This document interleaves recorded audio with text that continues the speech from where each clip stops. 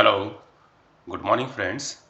मैं doctor Tej Prakash Sharma, BSc third year bio botany के embryology के स्टूडेंट्स का स्वागत करता हूं।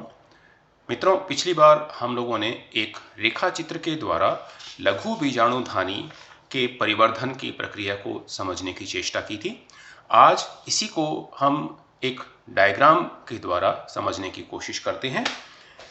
मित्रों, क्या है कि जो परागकोश है, युवा अवस्था के अंदर या जब इसके बनने की प्रक्रिया शुरू हो रही होती है, उस समय ये एक समान समूह कोशिकाओं के रूप में पाया जाता है, जिसको हम होमोजीनस मास ऑफ सेल्स कहते हैं। जैसे आप यहाँ इस डायग्राम के अंदर देख रहे हैं कि सभी कोशिकाएं एक समान रूप से एक मास के रूप के अंदर यहाँ पर उपस्थित होती हैं।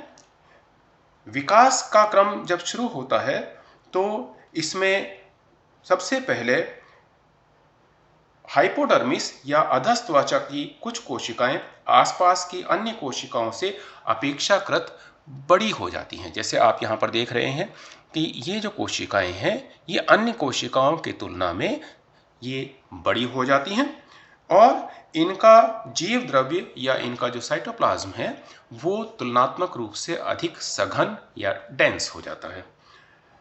इन्हें हम प्रप्रसू कोशिकाएं या आर्किस्पोरियल सेल्स अथवा प्रप्रसूतक या आर्किस्पोरियम भी कहते हैं। देखिए, ये आर्किस्पोरियल सेल्स एक स्थान पर यहाँ और आर्किस्पोरियल सेल्स दूसरे स्थान पर यहाँ उपस्थित है। अलग अलग पौधों की अलग अलग प्रजातियों के अंदर आर्किस्पोरियल सेल्स या प्रप्रसूतक कोशिकाओं की संख्या अलग अलग होती है। परागधानियों में प्रप्रसूतक कोशिकाएं ऊर्ध्वाधर क्रम में व्यवस्थित होती हैं। ऊर्ध्वाधर का मतलब कि ये ऊपर से नीचे के क्रम के अंदर ये व्यवस्थित होती हैं और जब हम एक परागकोश का अनुप्रस्थ काटते हैं या ट्रांसफर सेक्शन काटते हैं तो हमें ये उसमें एक प्लेट के रूप में व्यवस्थित दिखाई देती हैं। इसके पश्चात प्रत्येक प्रप्रसू कोशिका या प्रत्येक आर्किस्पोरियल सेल में एक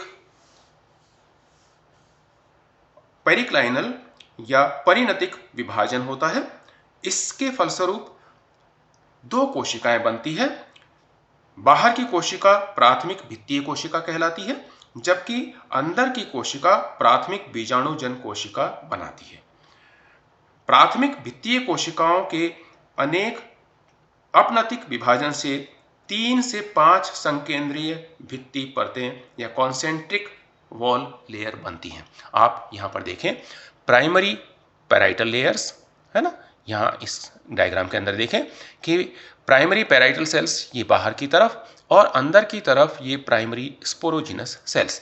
तो प्राइमरी पैराइटल सेल्स जो आप यहाँ देख रहे हैं, इन प्राइमरी पैराइटल सेल्स के अंदर, जैसा मैंने आपको अभी अभी बताया कि इसके अंदर 3 से 5 परतें कोशिकाओं की बनती हैं, जो कि बाहर से अंदर तक इसकी अलग अलग परत बनाती हैं, जैसे एपिडर्मिस और हाइपोडर्मिस, मध्यवर्ती कोश परतें और इसके पश्चात टेपेटम।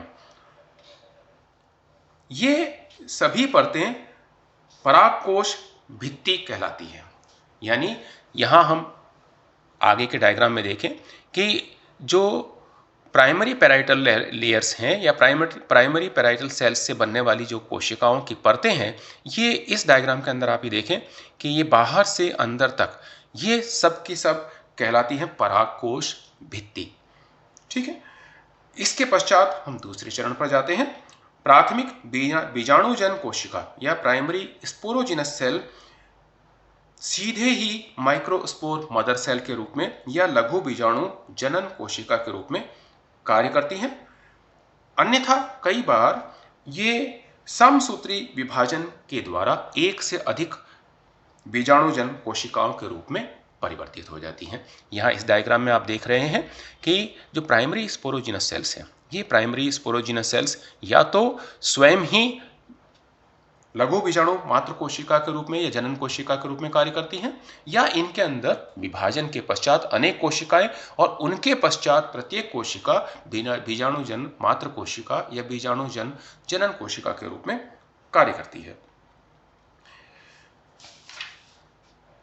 ये जो बीजाणुजन कोशिकाएं हैं या प्राइमरी स्पोरोजिनस सेल्स हैं, ये इसके पश्चात होने वाले विकास के क्रम के अंदर जो बीजाणुधानी है, इस बीजाणुधानी के मध्यवर्ती क्षेत्र के अंदर ये व्यवस्थित हो जाती हैं। हमने अभी जब आर्किस्पोरियल सेल्स से आगे का डेवलपमेंट देखा तो हमने देखा प्राइमरी पैराइटल सेल्स ने क्या किया कि सबसे बाहर एपिडर्मिस, उसके पश्चात एंडोथीसियम, देन 3 से 5 परतीय मिडिल लेयर कोशिकाएं और उनके पश्चात टेपेटम, और जो प्राइमरी या प्राथमिक स्पोरोजिनस बीजाणुजन कोशिका है उसने मध्य के अंदर स्थित ये माइक्रोस्पोर मदर सेल या लघु बीजाणु मात्र कोशिकाएं बनाई, और ये लघु बीजाणु मात्र कोशिकाएं विकसित होकर इस मध्यवर्ती क्षेत्र के अंदर व्यवस्थित हो जाती हैं और माइक्रोस्पोर मदर सेल के रूप में कार्य करती हैं। इसके पश्चात इन माइक्रोस्पोर मदर सेल्स के अंदर का आगे का जो विकास है उसको मैं अगली कक्षा में आपको समझाऊंगा कि इसमें मियोसिस के द्वारा 4 परागकण प्रत्येक कोशिका के द्वारा बनते हैं। इसको अगली कक्षा में हम लेते हैं। तब तक के लिए आप सभी का धन्यवाद। Thank you very much. Have a nice day. Thank you.